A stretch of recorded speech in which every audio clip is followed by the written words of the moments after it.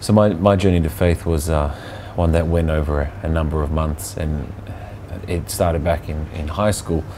I guess when you're in high school, you kind of, within the school system, you're kind of taught if you get all the answers to all the questions, then you will ultimately understand everything you want to understand. And that's the way I thought for a lot of the time, until one day I found out that one of my friends had passed away. And at that point in time, I'd never lost anyone before. And so I didn't really know how to react to that and how to deal with the situation at the time. A lot of my friends were very much the same, and we were all kind of in a dark place, searching and seeking for answers. And I guess this is a kind of situation in one's life where you really start to ask the big questions, purpose, meaning, why this, why that, and all that. And I guess, you were kind of lost as to where to look for things. And I went to the place where my friend was found, in a nature reserve. And I sat down there one day, and then I really felt that I had nothing else to go on. I'd wondered about the idea of God before, but I never thought that it would had anything to do with me. I thought he would have created the universe on something, but I never thought it was on a personal level. I never thought anything could be communicated. And so then I said my first honest prayer, and I just closed my eyes, and I just waited for a while, and then I just said, if something's out there, if you're listening, if you care, I'm lost, I'm in need of help. I can't do this on my own, kind of thing. And then at that moment, the trees around me, everything kind of went still. And in that 10 seconds of me saying that prayer, a deep sense of comfort came from somewhere. And I wasn't exactly sure what it was at that time. At the time, a friend had asked me to come to church, and I hadn't always been that keen on the idea. But I went a couple of times, and naturally, as a musician, the music is the first thing that I would listen to. And so I started to listen to the music first couple of times I went, and slowly I started to take note of the words. And slowly I started to get that same sense of comfort when I used to sing those songs and hymns as I did back on the bridge. And I was given a little devotional book called Our Daily Journey with God, and it'll just have little phrases from the Bible, from the various books, and how they're applicable to life in different aspects. And a lot of it started to make sense to me. So I started to see how the applicability of the word and how it applies to different aspects of life. And it was probably about 9 months later, that I was reading through this same devotional book, and it was talking about creation and beauty in creation.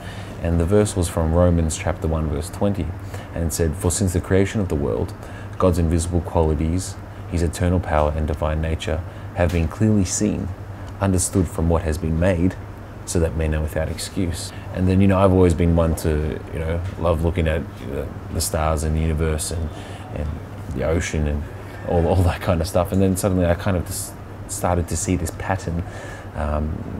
Everything looks so finely tuned, so designed. And so I just kept reading over those words, without excuse.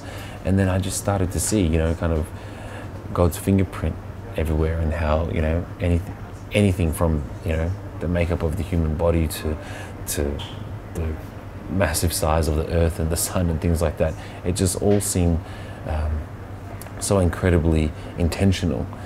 And at that moment, I kind of let go of a lot of intellectual questions I had against such God and church and things like that, because it more became a matter of the heart.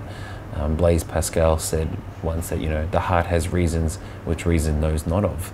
And at that moment I found that very true. So that night I said to myself, I do believe what is written here and the truth of it. And a week later, with a friend, he invited me to say this in his prayer. And one of my favorite verses is from 1 Peter chapter 1 verse 8, and it says, "Though you do not see him, you love him, and though you do not see him now, you believe in him and are filled with an inexpressible and glorious joy." And it really is that inexpressible part that I find really true, because it's beyond words. It's not something you can formulate into a nice little neat sentence or anything. It's a very personal journey for everyone. And I guess my whole time before understanding life and everything was, I thought that, if I could understand enough, then I would finally believe in something. But I guess after my 9-month journey and through reading about the life of Christ, I saw it was very much the other way around. We believe in order to understand, live by faith and not by sight. And I think that's really spoken to me in a lot of ways, and has shifted that kind of head mindset to the heart mindset.